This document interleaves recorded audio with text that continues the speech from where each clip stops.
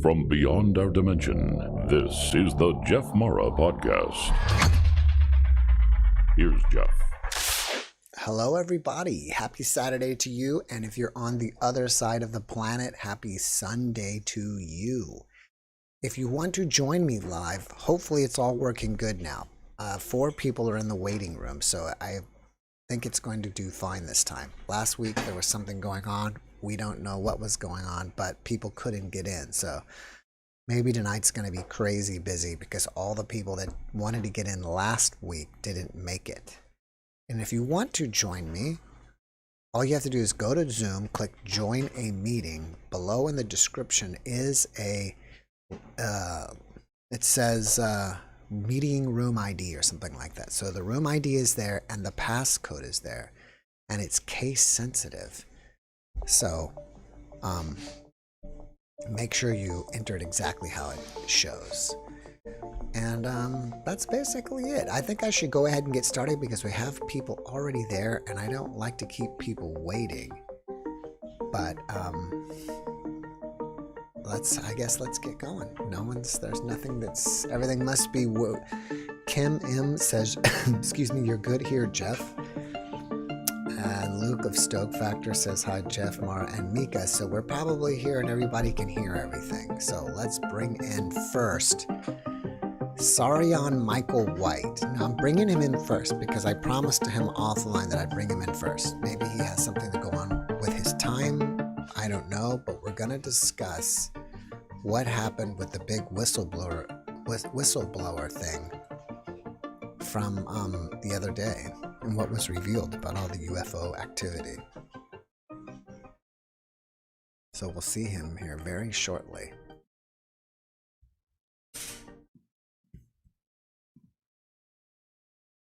Sarion, can you hear me? Hello, can you hear me all right? Yes, I can. Nice to see you again. Yes. I'm gonna kind of mute that. All right, so I was telling everybody that I've seen a little bit here and there on TikTok and YouTube and other places about highlights of it, but I definitely didn't watch it. So this was this is a whistleblower meeting, or what would you call this meeting? Yes, well, this was the first congressional meeting in the U.S. House of Representatives of its type. There's actually going to be another hearing like this in September, but the House decided to kind of jump the gun and schedule their own, even ahead of the one that was already on the books for September. Wow. So there's more to come, but they had 3 whistleblowers that were highly credentialed, very credible people coming forward. David Grush, David Fravor, and Ryan Graves. Ryan Graves and David Fravor had witnessed the Tic Tac event. They had firsthand knowledge of the UAP phenomenon, the experience of actually witnessing them. David Grush was the one that had the most explosive claims because he was coming forth after having interviewed some 40 people over the decades of his work in a department that investigates UAPs. And he was blowing the whistle on the fact that there were covert programs that dealt with, it was like a decades old crash retrieval program that had successfully retrieved alien craft, things that were not of this world. In some cases, with, he said biologics, the pilots. He didn't say whether they are dead or alive, but still that biologics were recovered with some of these things. A lot was made of the fact that he was relaying this knowledge secondhand. He had not witnessed it himself, but he had interviewed people, and he was an insider enough that he knew things about how the black budget worked, where all of these technologies were being held, the reverse engineering projects. But this was a very, very significant historical event that just blasted the door open for more people to come forward. Do you feel that since he hasn't witnessed anything firsthand, it was any less credible? No, and it's because of the work of a lot of other researchers who have been working to get information declassified and have interviewed. If you go back to like the Disclosure Project of Dr. Stephen Greer, he's been cataloging a massive archive of witness testimony, as have others. So it's not like this is the first witness testimony to come out from people on the inside, or people that are military insiders, government insiders. So these three witnesses are standing on the shoulders of a lot of people that have already come forward to blow the whistle, but just haven't been heard in an official setting like Congress. What did you hear that blew your mind? Well, none of this was new to me. It didn't blow my mind, but there were several things that stood out. One is that there was a very strong effort that was part of the intention of this particular session on the part of several of these witnesses to destigmatize the subject, so that pilots, both commercial and military, that are witnessing these things can come forward and talk about it, can report it without fearing for their lives, their jobs. There's been a lot of difficulty that people have had with this. And one of the statements that was made that was very clear is that UAPs, UFOs, these are not rare occurrences. They brief their pilots during training exercises. They brief people regularly that they could encounter this because it is so normal and so regular for these occurrences to happen that it needs to be destigmatized, so people can just be able to talk about it and report it, so that we can actually get the real lay of the land, because they said that probably only 5% of these encounters are being reported. And it's partly because in the last so many years, they've upgraded a lot of their instruments. We have more sensitive technology, more sensitive radar. And so when they first switched on some of these more sensitive systems, they started picking up all kinds of things that were there that they just didn't notice before. And at first they thought their instruments were misbehaving. They couldn't tell what was going on, but then they started to track some of these things to get visual confirmation and sightings. That's when the story just keeps getting more interesting.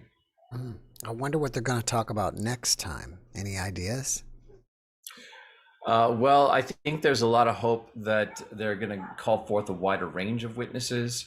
They asked some really good questions, questions that, David Grush was the one that had the most explosive claims about, recovered craft and bodies and reverse engineering, and we're not alone. Some of this could be interdimensional, holographic theory. He was all over the place with the things that he was sharing. But every time they would hit him with details, questions for details, he would say, well, I can't talk about that in this setting. We have to go to a skiff. We have to have, a private setting and talk, off the books, off camera, which he offered to do. And hopefully we're going to see that happen, which will lead to more people being subpoenaed to testify. But one of the interesting things that, Dr. Greer came on to, it was News Nation, which is the only news outlet that I've seen going full bore with reporting this. They had him on to comment on the session afterward, and he made a couple of points I thought were interesting. One is that all of these things that they were saying, we can't talk about this in this setting. It has to be in a secure setting. He was saying, well, no, actually, as a whistleblower, you can talk about all of these programs because they're all illegal. So because the non-disclosure agreements and the oaths of secrecy that were signed were illegal contracts, you're not violating any national security oaths because they were not real national security oaths. So he made that point that he actually can talk about these things publicly. But I think the way in which he approached this, going through all the proper channels, doing the paperwork, doing this in the most legally protective way possible, is probably what's going to help open the door for more people to come forward, because they now see that there is a path for them to do so in a protected manner. So that's really important. The other thing that Dr. Greer mentioned was that a lot of these UAPs are man-made. They're reverse engineered. We have both extraterrestrial vehicles and military secret projects that have these kinds of things flying around. And it kind of begs the question, if there is a fear or concern that disclosure could be spun in a way that serves the interest of the secret programs and the black budget and all of that, you have to wonder if these UAPs that are getting so close and personal with military aircraft and buzzing them and being a nuisance in the skies, you have to wonder if those are the ones that are operated by human egos, and the ones that are real ETs are staying far away at a safe distance, being totally non-threatening, and the ones that are actually getting up close and personal are the ones that are behaving that way to create the illusion that there is a national security issue here and that we need to upgrade our weapon systems and all that. I love how they use the word biologics. Instead of not even beings. I guess obviously you can't call them humans, and they don't want to use the word life forms or life. He did say that these were non-human biologics, but he would not say ET. He didn't use the word. I'm not sure if he used the word alien. He just kind of stopped short of probably some of the kind of acknowledgments that we were all hoping for, that would be declared more openly, but he basically did say we're not alone in the universe. Right. Wow. In an open congressional hearing under oath, this guy is putting his life on the line, and he did say that he had been threatened. He had known of other people that had dealt with pretty severe threats or even been harmed, that had wanted to bring this forward, and he was really testing the boundaries with his own life. So it's pretty courageous, I thought. Yeah, it's pretty amazing. Well, Sarian, before I get going, I want to let people know more about what you're doing now. We talked about it last time, but there may be some people here that weren't here last week. So you have changed into, I believe, teaching now, right? Teaching how to channel? I was always doing some teaching that's been ongoing, but I've dialed down the private readings and I'm focusing on educational projects. And anyone that really wants to stay in touch with both the educational projects, which are all media projects right now, as well as the things that I'm going to be sharing about the disclosure movement that's taking shape, which I'm also going to be very hands-on with that for a while, can just go to my YouTube channel. Just look me up, Sarian Michael White on YouTube, and I'm going to be putting out a lot of stuff in the next few weeks, perhaps next few months, as we follow this particular developing story. Cool. Well, very cool. All right, Yeah, Sarian. thank you Well, so much. I appreciate you. Thank you so much for coming and giving us an update. I really appreciate it, and I wish you the best. Don't be a stranger. Stop by anytime. Yeah, thanks a lot. Many blessings. All right, take care. Let's see. What do I have to do here? I want to first give him a big round of applause, and then I have to do that. And there he goes. Now, I was wondering, For some of you, I usually put don't report. If I accidentally hit submit and report, maybe that, I think that only kicks you out for the day though. I don't know if it kicks you out for all time. So if I had done that to you, if you still can't get in, let me know. Maybe I can check somewhere within Zoom that I need to fix that. All right, so next up is Lakshmi. He came on a couple weeks ago and he's in India, I believe. And we spoke to him about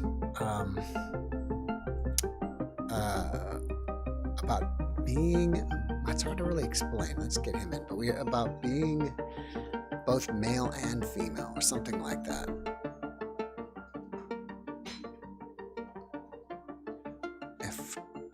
Let's see, here we go. Lakshmi, can you, his audio is not on yet. We'll get that on in a second.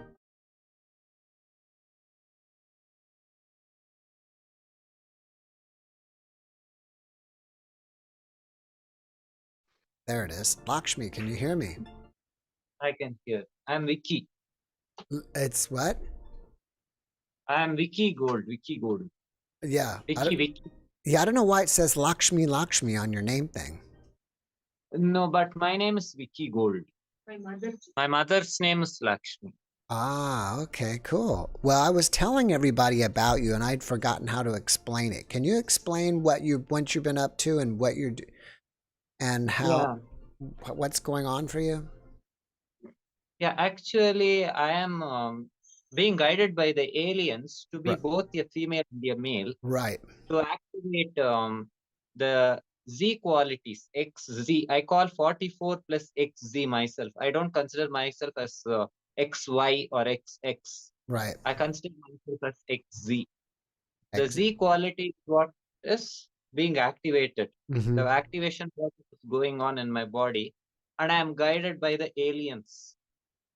Right from as far as I know, it could be from my birth, but as far as I know, from 5 years of my age. Have you ever seen the ETs? Yeah, I have seen once. What kind are they? They were tall, around 9 foot. They were naked. They had this head with a triangular shape, as I mentioned last time. Mm-hmm. They're very motherly, and they were friendly. They were communicating with me telepathically that from now onwards, your life path is going to be totally different from the rest of the human race. Right. And it will move as per our decision. That was the first time telepathical communication through a smile. It was not in any language form. I could understand from their smile when I was 5 years of age. Well, and I'm sorry, go ahead. I forgot. Since you're in India, we have a little bit of delay between our voices, so I will just let you talk, and once you pause, then I can ask questions. So the timing will be a little better. Oh, and my second time alien contact was when I was 21 years of age.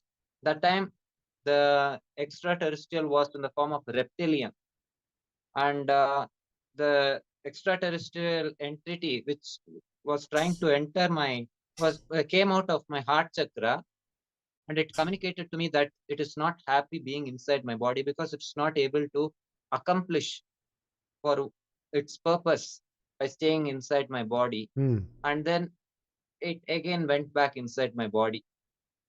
Is it still there today? No, that was the second encounter with the extraterrestrial. Do you feel that the reptilian was friendly or non-friendly? It was neutral. Neutral.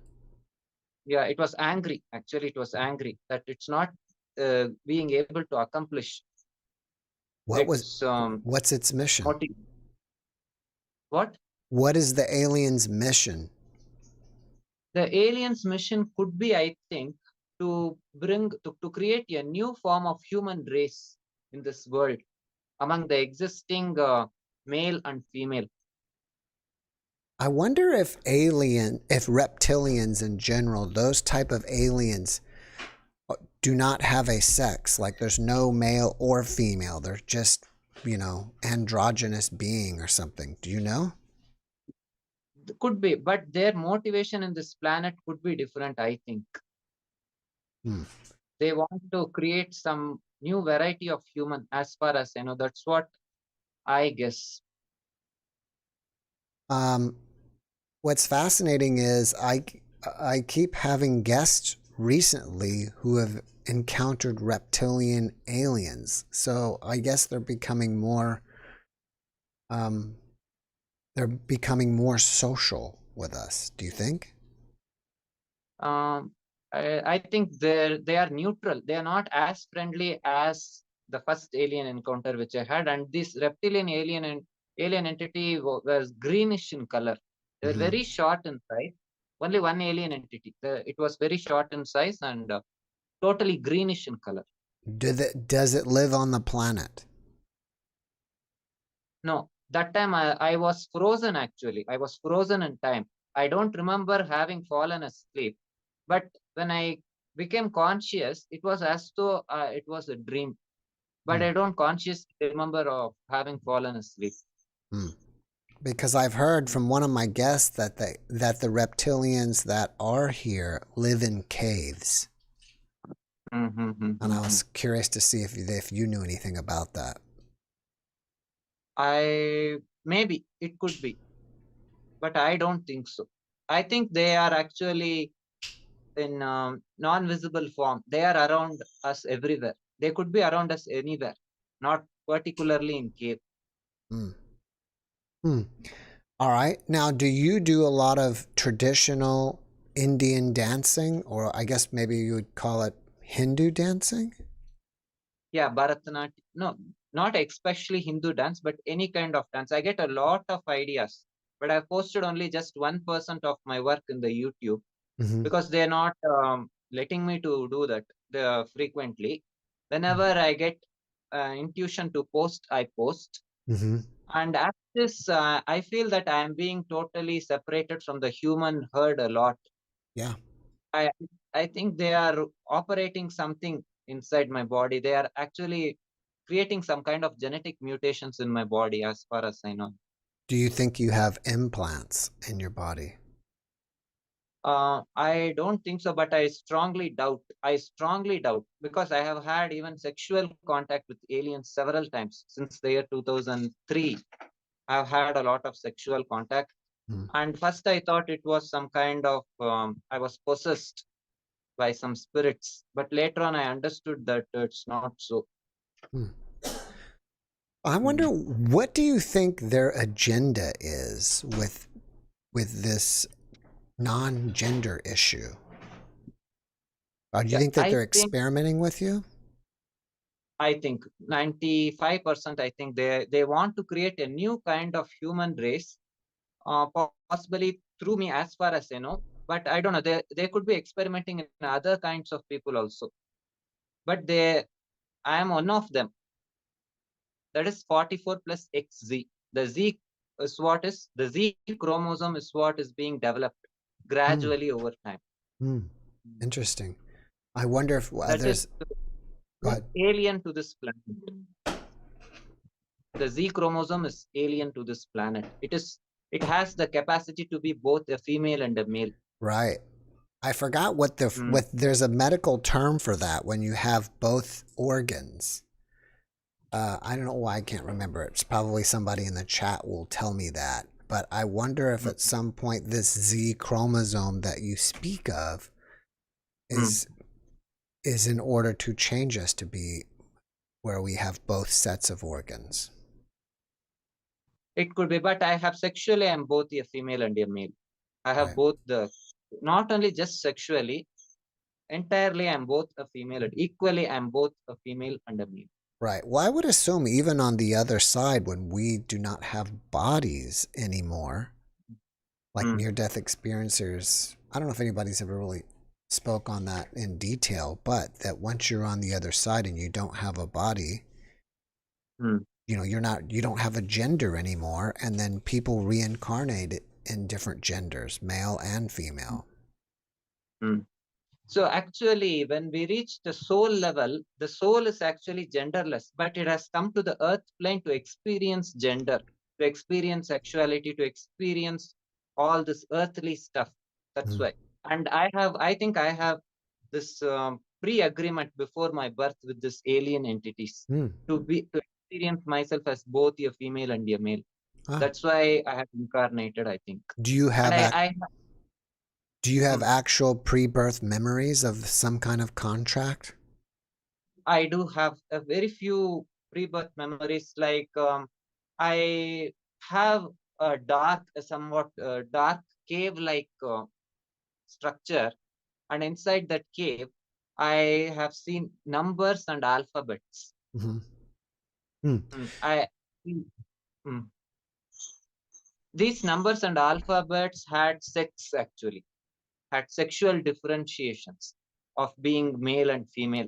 Like number one being male. Whenever I look at number one, I think that it's a male. When I look at number two, that is a female. So that kind of pre-birth memory, since it's a very first memory, I think, first memory of mine in this lifetime. So I think that is a pre-birth memory. It predates even my memory as a 2-year kid.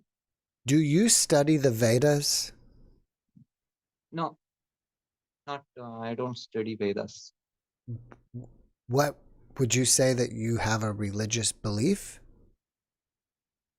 No, I'm not religious, but I actually believe more in Christianity rather than Hinduism. But Really? I believe in God, general, any God for that matter. I believe in benevolent entities more than God. And I think they are guiding me to be both a female and a male. Right. When you say benevolent entities, are you referring to aliens or angels? I am referring to alien entities, especially alien entities. I call them benevolent, holy, and godly alien entities. That's how I begin my prayer. Do you think that people could mistake aliens or actually, could they mistake angels for aliens or vice versa? No, actually, aliens actually make themselves clear in their categorization. They make it clear. Angels are different. Angels actually are like spirit guides, but they are not spirit guides, because spirit guides work more in the astral plane. Angels work in the astral plane as well as they guard us during our lifetime. Do you have any? That's the difference. Do you have any contact with your spirit guides? Yeah, I have. My spirit guide's name is Evangela. Once I got to know her name during my past life regression session. And I posted a few videos relating to my past life in my YouTube channel, Vicky Gold Ganesh. All right, so that's what I'm glad you said that. Your YouTube channel is Vicky Gold Ganesh. Yeah. Vicky Gold Ganesh. Vicky Golden Ganesh. No, Vicky VICKY GOLD GANESH. Okay. Vicky Gold Ganesh. Now, isn't Ganesh a Hindu god? Yeah, my male name is Ganesh. My female name is Rani. Is what? Rani. RAANI. Rani. Rani. Okay. And where did you get why do you have the name Vicky? Vicky is my birth name, actually. My birth name is Vignesh. I have shortened it as Vicky. Vignesh. All right, cool. Well, do you prefer to do you prefer to be called Vicky? Do you prefer to be called Ganesh? Anything, Vicky Ganesh or Vicky Rani. Vicky Rani. Okay. Well, Vicky Rani, I have to run. I've got 3 people waiting on me, but thank you so much for coming and sharing with us. Were you going? Wait, were you? I'm so sorry. Were you going to dance for us today? Yeah, I am actually. Let's do that then. Yeah. But you're not going to put on any music, are you? No. I'll put some. Well, I was going to say I could maybe put some music on for you. Maybe I can put on a little bit. We'll see how it goes. We'll blend it in. Shall I start? Yes.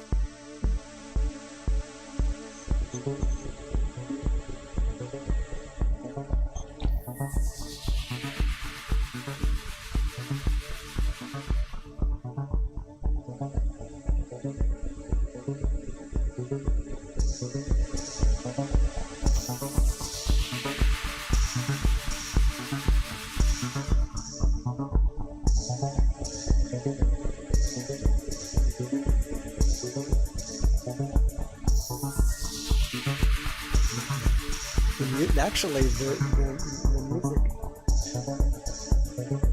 actually is right in time. It works out great.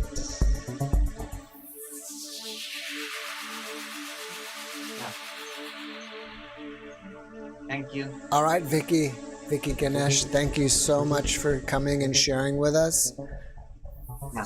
When you go back and watch this, I put some music on and it actually came right in time with you. It was perfect. So Okay. I think cool. this is again the job of aliens. The what? This is again the job of aliens. They are actually creating synchronicity. I keep saying that I want an alien to be my guest on the podcast. I'm keep putting it out there into the universe. So I'm hoping that if they were watching, that I can finally get one on the show. Yeah, I wish you all the best. Thank you. Vicky Ganesh, Yeah. thanks again for joining us. At any time, come back and share with us. We're here every Saturday. So great job with your dancing. And thanks again for coming and sharing with us. So we appreciate you. Thank you.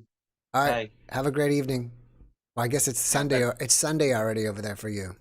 Yeah, So Sunday. have fun on Sunday. Take care. Fine. Bye-bye. Thank you. Mm-hmm. Bye. All right, cool. That was awesome. And he was trying to get in last week. He messaged me, and I think he was one of the people that couldn't get in. So I'm glad that he made it this week. Let's bring in Michael in.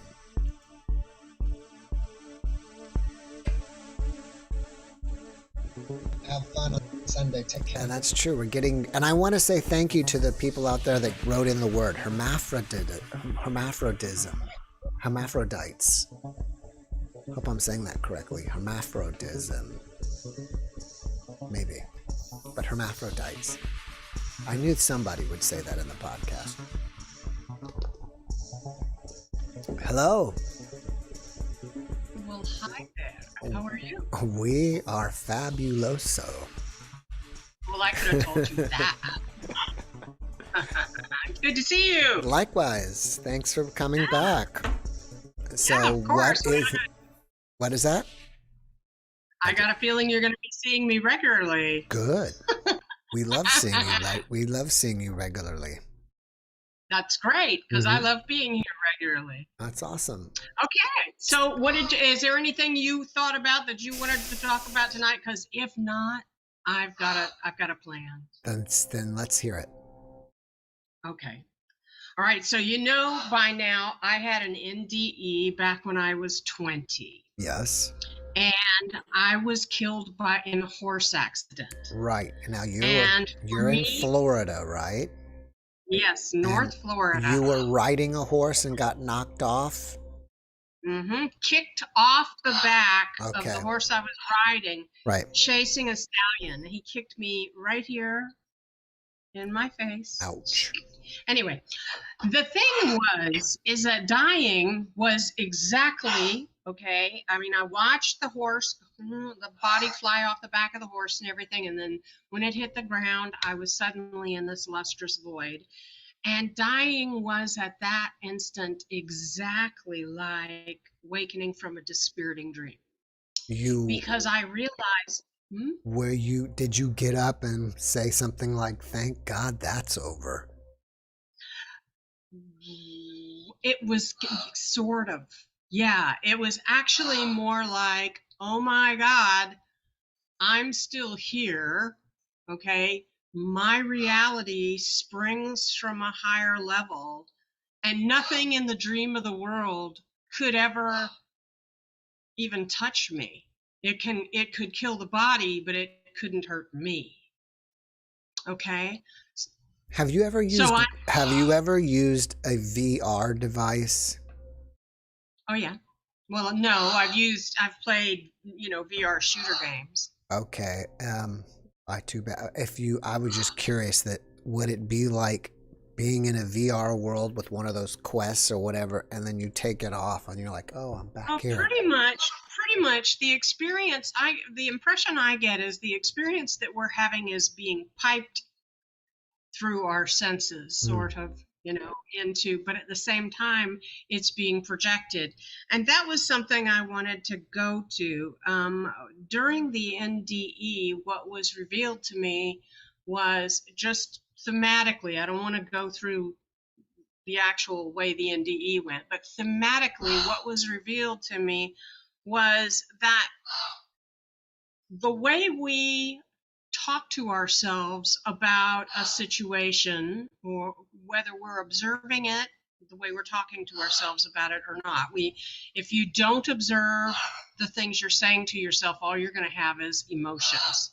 But if you amplify those emotions and really look at them, you find out that you're saying things to yourself that are causing the emotions. And those emotions and your experience are being generated by you paying attention to those thoughts and those emotions. They get bigger as you pay attention to them. Okay, so they just fill up your experience. This is like, I'm sorry, you wanted to say something. Well, I can wait. First of all, is there a strange noise in your background? Yeah, it's just a little old man I have tied up back there in the corner. Chuck, be quiet. Is that a parrot? Yeah, it's a macaw. Oh, that's okay. That's cool. Yeah. I forgot what I was going to say, so go ahead. Okay, so it's our self-talk, observed or not, that is generating our experience. Now, Michael showed me that we can actually do something he called, Michael is my guide, who I met in the lustrous void again, even after he had been my childhood friend, and I thought he my companion, my constant companion, and I thought that Michael was just imaginary for a while. But there he was in the lustrous void when I died at the age of 20, and he showed me something called a magifestation, is what he calls it. And basically, it's putting yourself in an environment,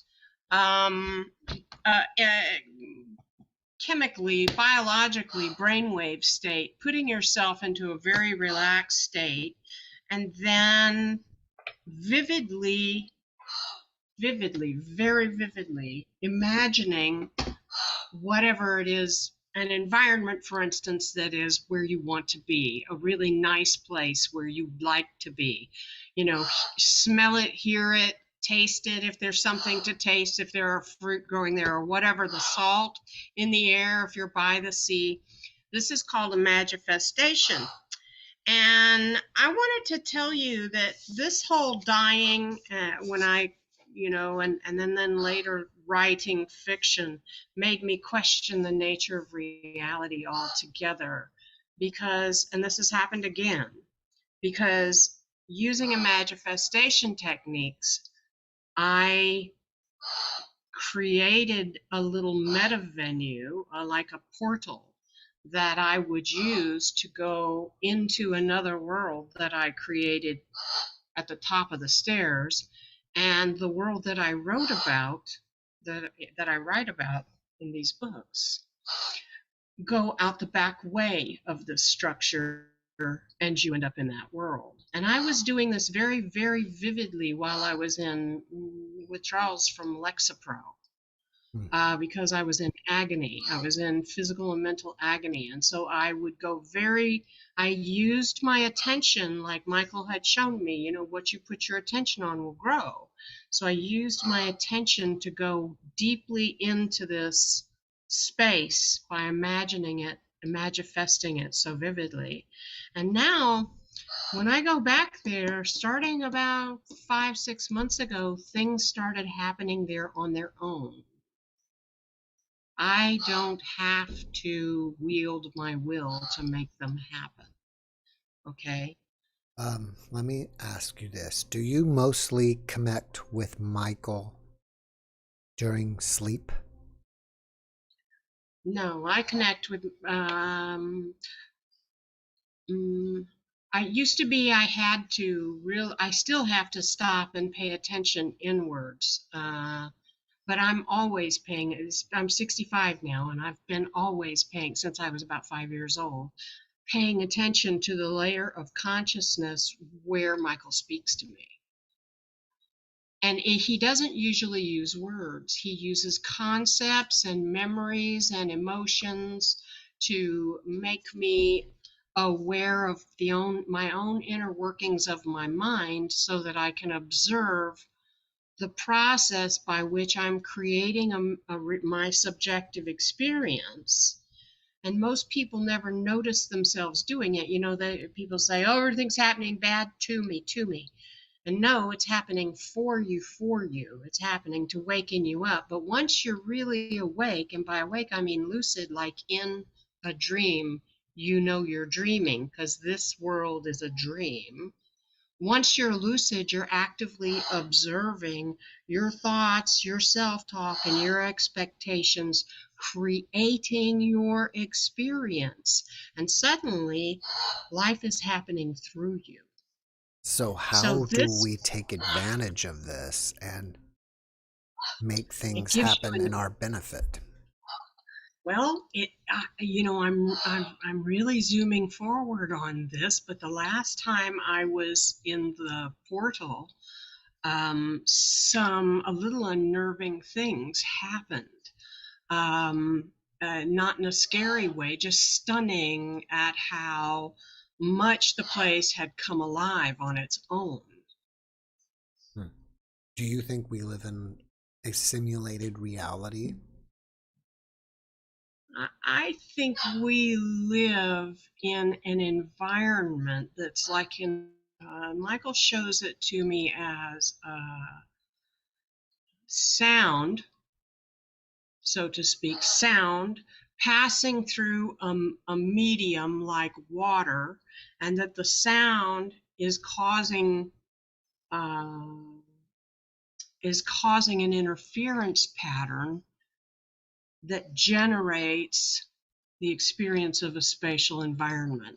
That the whole thing is actually, and he hasn't shown me much on this, but that it's rendered with information and sound being transmitted through a medium, like you would sculpt clay as a medium or painting as a medium. Well, this is like just a medium that is projected through. But here's the thing, Jeff, we're the ones doing the projection. Okay, so once we're conscious of that process, and by conscious, I mean we're observing ourselves doing it. And I am already beginning to actually tinker with, my little, okay, this is an act thing. Life now for me is like an acid trip without the awkward side effects. But the way it's like an acid trip is, if you're on acid, every second you're choosing between having a good trip and having a bad trip. And the way you're choosing is with your self-talk and your expectations. So when you get to this level of observing yourself that I've come to now, this constant, I'm not identified with any of the emotions or the story or anything, because I'm observing as consciousness in which all this dream is unfolding. That's what's happened to me since I quit Lexapro.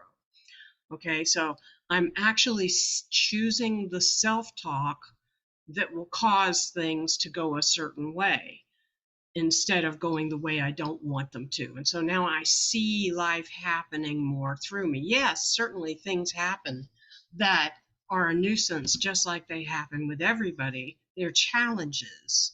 Challenges are opportunities to actually learn to use the skill to make things drift in the direction you want them to.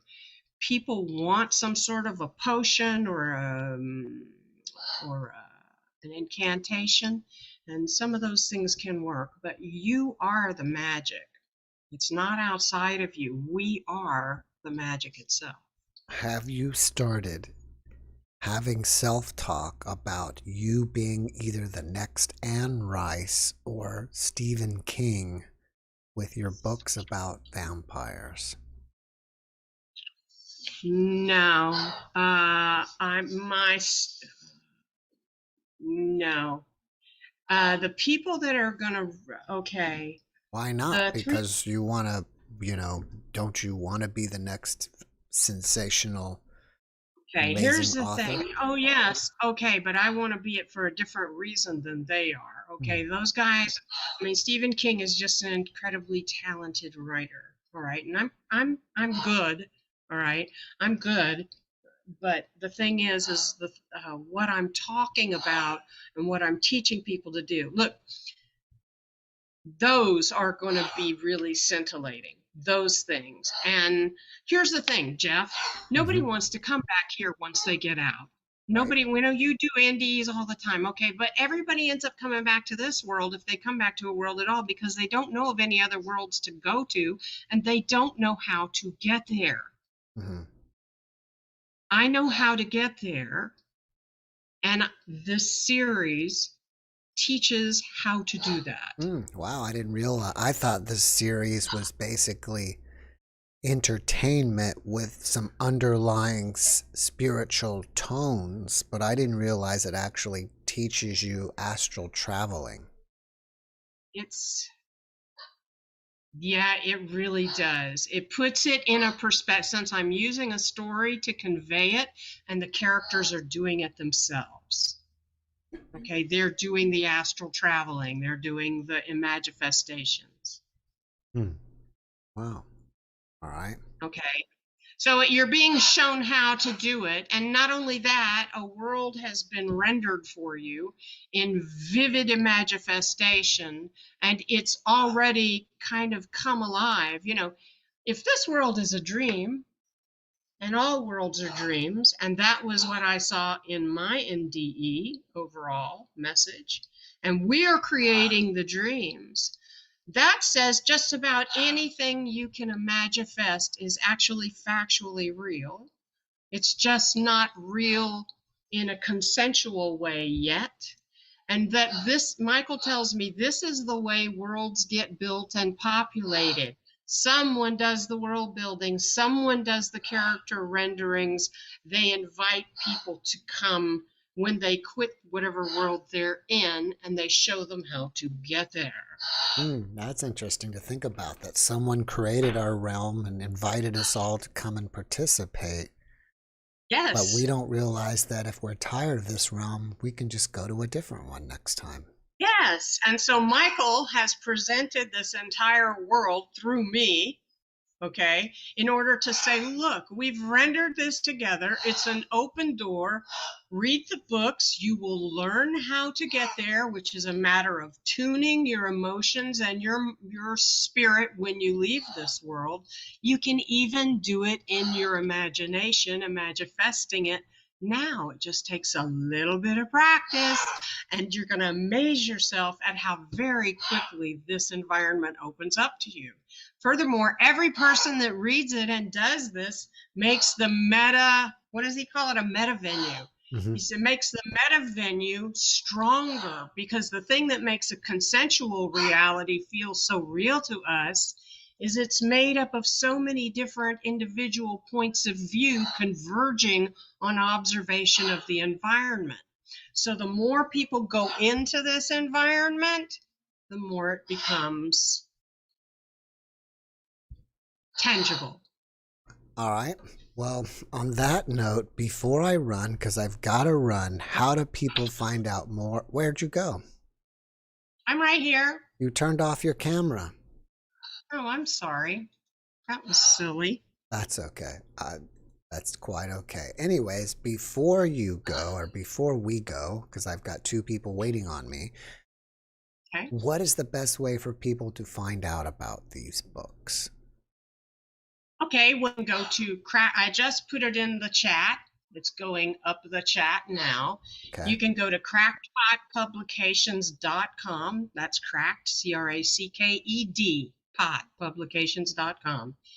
And there's a coupon in the chat that I put up there that if you copy paste it into the ad coupon at checkout, it will get you 25% off on all the books. And it's good through tomorrow. It'll be expiring Monday.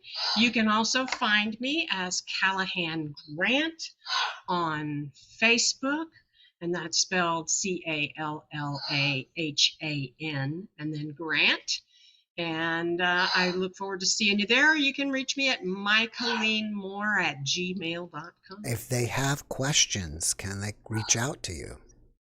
Oh, I'd love for them to do that. Okay. This is This is a spiritual journey I'm on, and the objective is to open the door into this venue and let people get familiar with it. So when they quit this world, if they decide they want to go there, they'll know how to do it. They won't have to come back here. Because this place is kind of devolving, eh? It seems that way. Yeah. So we've created these two different worlds, and one of them is a paradise, and one is this other world in transition. So Yeah. Michael's like putting out read the books, and you'll know how to tune yourself, and you'll know how to manifest all of this. And when you leave here, it'll be easy to go. All right, Michael, and thank you so much for hanging out. Should I say see you next week? Yes, you shall. And listen, you guys, we'll leave the porch light on for you, okay? Y'all come. Thank you. All right. See you later. All right. Bye Bye-bye. for now. Mhm. All right, that was Michaelin. That was cool. And I got to say, wow, PDP, thank you so much for that. Super thanks. I really appreciate that. And he said, congratulations on a 100,000, Jeff and Mara. So yes, we finally reached that about a week and a half ago. So now we're on to 1 million. That's the next goal, is 1 million subs. And we've got to get moving so we can get there. All right, so next up is the Dream Detective, Michael Suarez. While he's coming again, PDP, thank you so much for that. And PDP is the one that is spearheading our project of doing research. And I'll try to speak about that more in between guests. Michael, how are you? Good evening, Jeff, Mara, Micah, all the Spirit fam. Much love to everybody. Oh, well, thank you. We love you too, brother. So what's new this week? Actually, I wanted to, from the perspective of dreams, offer a little bit here. Let me tell you what happened. I was listening to the show and I was like, maybe, again, the spirit that talks about dreams, it's a gift and it's sharing. So I'm always like, okay, should we want to share? But I was listening to the discussion more on extraterrestrials, and I'm sure you've had the experience where you're listening to a show and you kind of want to get in there and say something about this topic that seems so interesting. And I think, what the way I think about it is it's interesting. Okay. Right. And I know some people might not vibe with this, but my sense that I wonder about is it seems like there's all this focus on disclosure, which is pointing the human soul out, right? It's like, hey, the answer, the meaning of life is out there. And one of the things that I'm certainly testifying, and my art form testifies, is that the mystery of the divine, the mystery of these metaphysics that are unfolding within us are inside of us, right? What do we do each week when we're going over these dreams? We're showing that there are this miraculous genius inside of us that thinks and expresses itself in ingenious symbology. Right? The quality, I've done hundreds of these and I've talked about it many times. The quality of these says that the dreamer has inside of them a genius. So it's one of the things I think about when people talk a lot about, extraterrestrials or disclosure.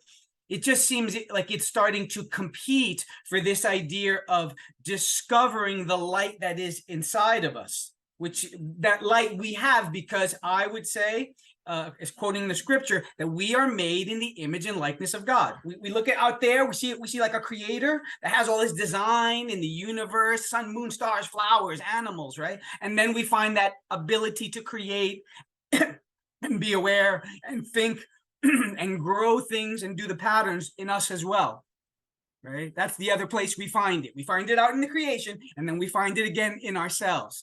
That's the glory. So I just think, again, that's part of what was on my mind.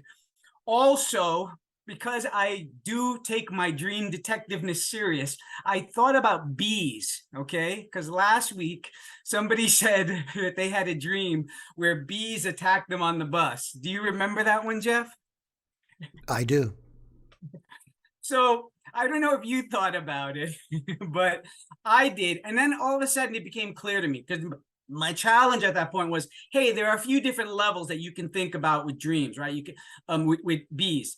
But once I thought about it, it was pretty obvious. Most people immediately thought of it. It's the hive, right? That's Yeah, especially when we're interesting. talking about a whole bunch, right? She said it was a bunch of bees that attack. So now here's an interesting translation of that, Jeff. That would imply almost like something you would get off of Twitter energetically, right? Mhm. That some people that have a hive mind attack this right, person in right. public, quote unquote, being on a bus. So those are the two things that were in my mind. If people want to submit or ask some questions about dreams. One other thing I'll say, Jeff, Mhm. is that I think it's interesting that the more I've done this and I've been pressing into the Lord, pressing into the Spirit, when I go outside, I see what you can see too, and so can children, that behind everything is an idea, right? Yes. Behind everything, there's an energetic idea. Right. And that's what and in the Spirit, we would say that's what the reality of the thing is. So this includes the outer world, right? So this is when you get the dream language of fish, of trees, of feathers, right? But it also includes the human expressions as well. Like, oh, why was a desk created? Because the idea of putting things on, right? Why was a chair? Right, If this right. making sense. I want to ask you something, but before I do, people are still having trouble getting in. So I actually just posted a link in the description. You may have to refresh the page or refresh the YouTube, the video to see that link. But for people who are having trouble, I just posted the link there. All right. So what do you think about people saying that this entire life is a dream and the other side is reality? So our whole existence here is a dream. I will testify that the experience I've had now, I'm not just talking intellectually, energetically, is that what we are in, it's Maya. It's what they used to call Maya. It's illusion. I would think of this in a modern sense. I would say we're in a play. And as we enter in, when we get that experience of being veiled or amnesia, where we don't know, we think we are these beings, when in fact, we think we're the outer, our bodies, when in fact, we are the being that can say, I am. We are awareness, right? Divine awareness in this form. And that's what we're doing. That's what we are. That's I think the point of this exercise that gets into a whole another thing. But I think we enter into this, one simple way to put it was I was meditating one day really, really deep over and over again on the imagination of God, like all the things that have been imagined, right? And then the Spirit said to me, the only reason you can really have your mind blown by that is because of the form that you're in. Right. Right. I don't have any dreams for you, but I do have somebody that wrote to me and said, where is it? Ask Michael if he went to school in California. Where is it? I think she was saying that you look like one of her former students. Oh. You didn't go to school in California, did you? I thought you're a New Yorker. No, I was educated. I went to school for, perhaps not surprisingly, I went to school for philosophy in New York, where I, somehow ended up doing this. And here you are, you're in Brooklyn? I'm in Queens. On Queens. What's the one in Queens? I don't know what they call them. Cities? Like I had a friend that's from Howard Beach. Burroughs. He's from Howard Beach, and I think now he lives in Ozone Park. Yeah, actually, that's where I live. That's where I live. In Ozone Park? Yeah. Oh, wow. Do you go to a chiropractor in Ozone Park? Yeah. Do you? He's a chiropractor there. I was just wondering if you go to one. No, I don't. Oh, okay, but it'd be interesting. Yeah. I'm waiting for that day, right? When people are going to be like, "Hey, the Dream Detective, don't we?" There he is. There he is. Well, Michael, I got to run. Now that I put that link up, I've got 5 people waiting on me. It's crazy. Yes. All right. Have a great night, everybody. Thank you, Jeff, All Mara. right, thank you. Thank you again. And we will see you later, buddy. Okay. Take care. And a big round of applause for Michael. All right, so I think this finally worked for everybody since I put in that link, the official link. So that's cool. All right, who's next? Nicole's iPhone.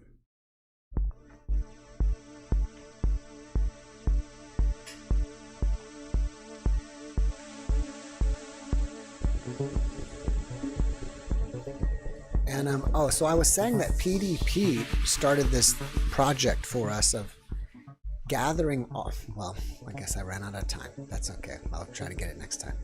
Nicole, can you hear me?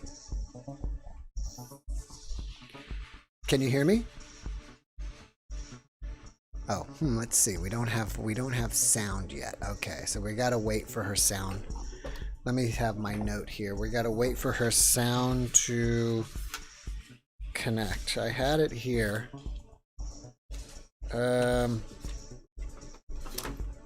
Let's see. Nope, that's not it.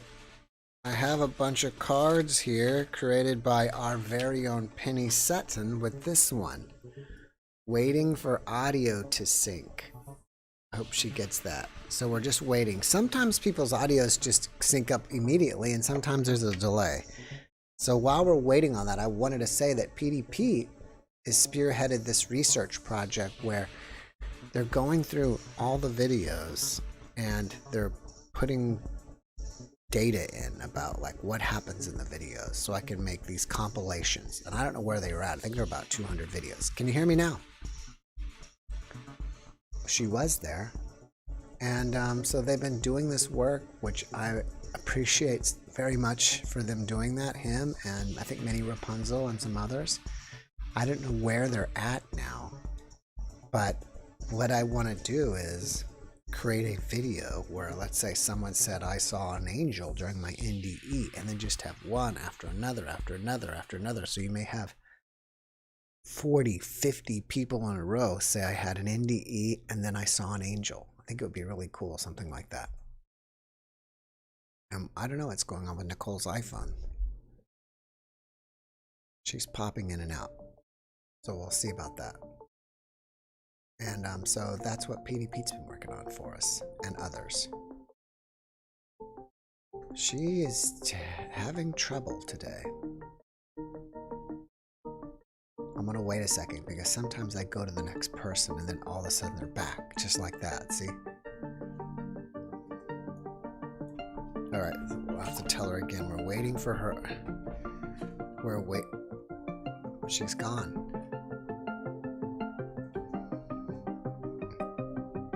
Now she's back.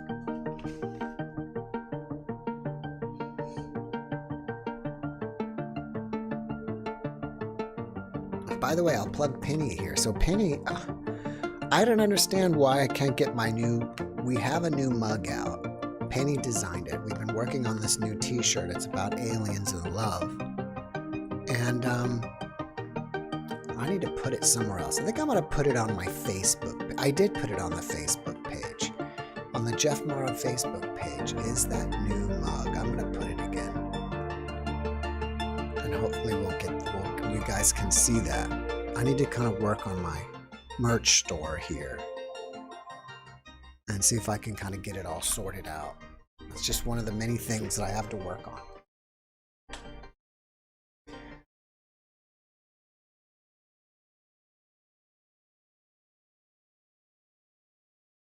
Let's see. I will turn that down. All right, so while we're waiting for hers, let me tell you who's coming up. I recorded an NDE this morning. Oh, here we go. Of a woman who basically OD'd in her car on lunch break. Hello? Can you hear me? Hello? Hello? Your audio is connected. Can you hear us? Test, test, test. Hello? Hello?